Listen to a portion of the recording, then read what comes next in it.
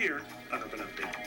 If you've never heard of the Kerry Jon Walker Fund, our next two segments will hopefully inspire you to get to know even more about this organization, whose basic mission is to help humanity improve the quality of life for those who suffer from poverty. This mission has taken the organizers to the poorest parts of the globe, but it has also provided a unique and amazing opportunity for enhancing the education of young people here in the United States and abroad. In June of last year, 3 graduates from Snowden High School here in Boston were fully sponsored by the Kerry Fund to travel to Rwanda, a country still healing from the tragedy of genocide. There they gained a new understanding of the life struggles through the eyes of children who lost homes and families and who coped without clean running water, electricity, or a reliable food source. They also made lifelong friendships with teens living in a world very far away. To tell us more about the Kerry Fund and this amazing journey, we've invited Jamelis Matos, former student at Snowden High, and also a current student at UMass Amherst. Also, Melinda Sherman, she's a teacher at the high school.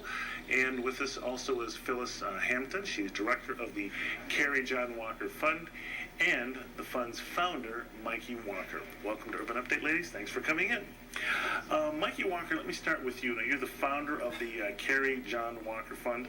Tell us about the vision of the fund, how it emerged, and who it was named for. Okay, it was named for my son, I will say, Kerry Walker. He passed away, sadly, when he was a teenager. And beautiful biracial boy, and I'm going to emphasize biracial because he always wanted to go to Africa. And he wanted to go to Africa so he could know the home of his ancestors before slavery. That was very important to him. And I made my first trip to Africa 10 or so years ago, partly to carry some of Kerry's spirit with me there, and partly because I was a student of West African drum. It had nothing to do with starting a charity.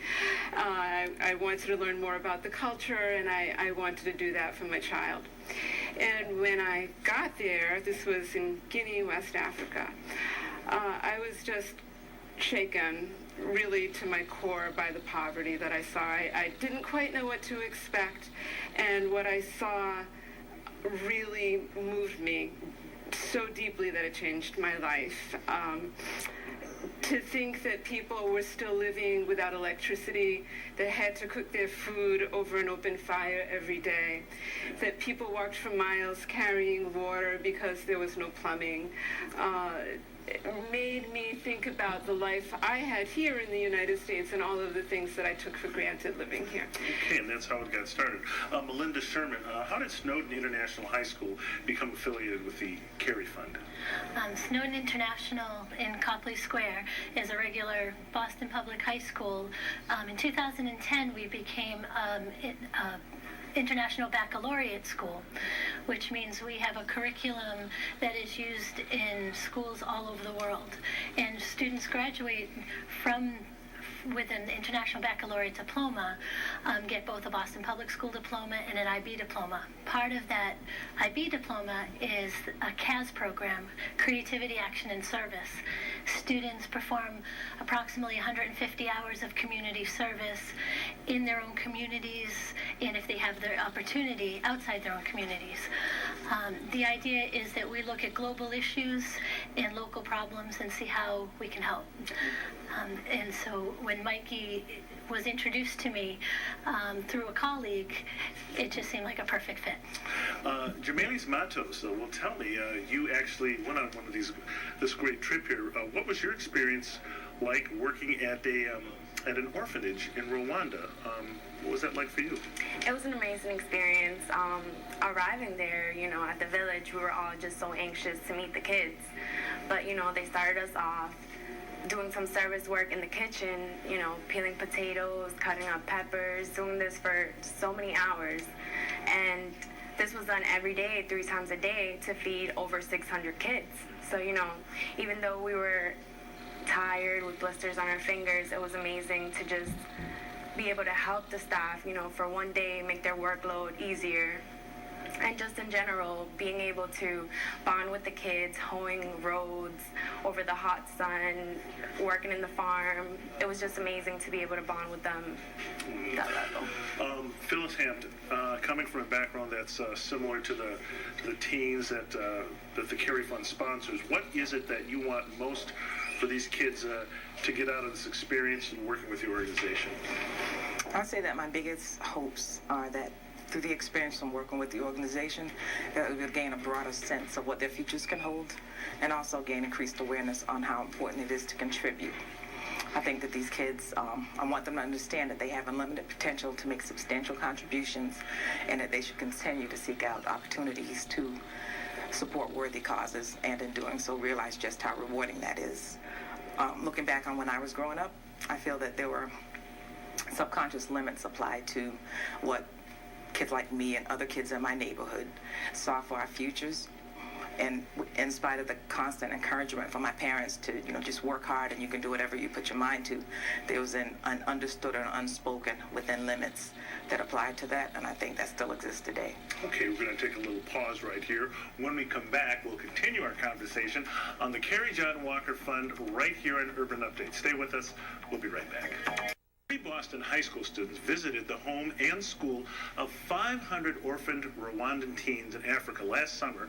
The effects on both groups will be lifelong as the Kerry Jon Walker Fund has embarked on a mission to make a difference around the world and on many levels. We continue our discussion as we've been talking about this amazing organization. Mikey Walker, back to you.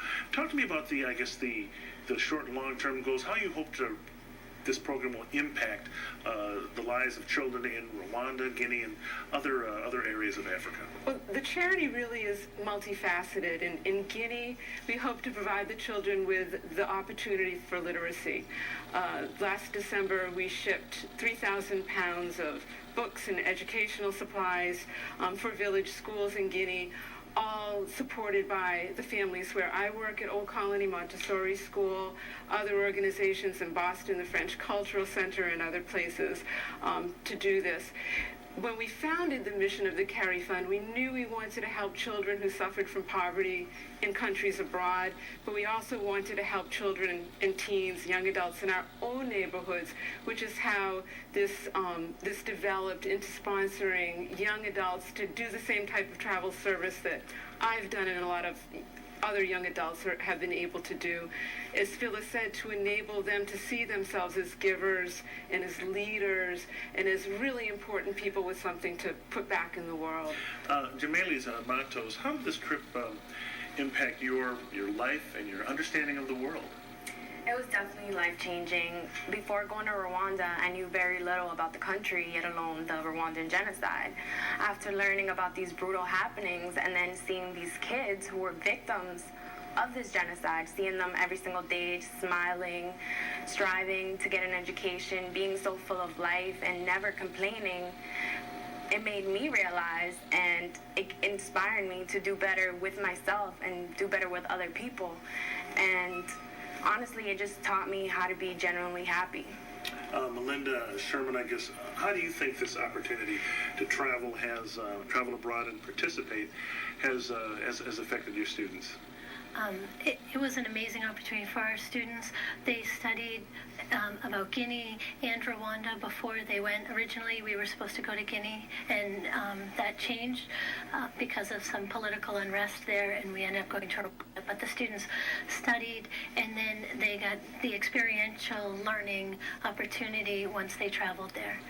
So our school motto is "Be the change you wish to see in the world," Gandhi's words, and they got to meet people that are changing the world for others. Phyllis, I guess what's next on how's the program going? Are you going to be going back, traveling more? Yeah, we'll be doing another trip back to the village this summer, and we're possibly other opportunities to provide medical supplies, educational supplies, and how can people, remote locations. How can anyone else get involved, either as a sponsor or?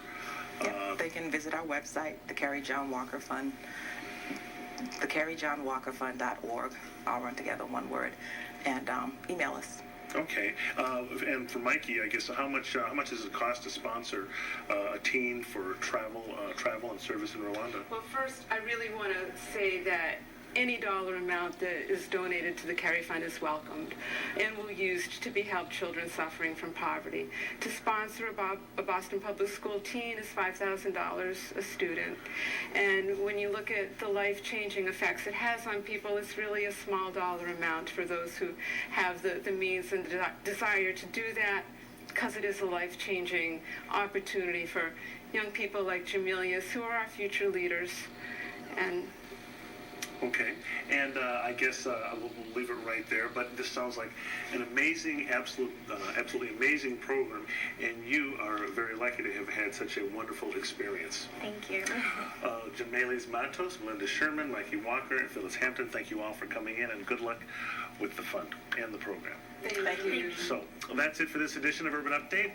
Before we go, a special shout out this week to go out to Cindy Fletcher of Roxbury and Mark and Jackie Conrad of Milton. Thanks for watching, guys. So for the entire team here at Channel 7, I'm Byron Barnett. Have a great Sunday, everyone, and go Pats.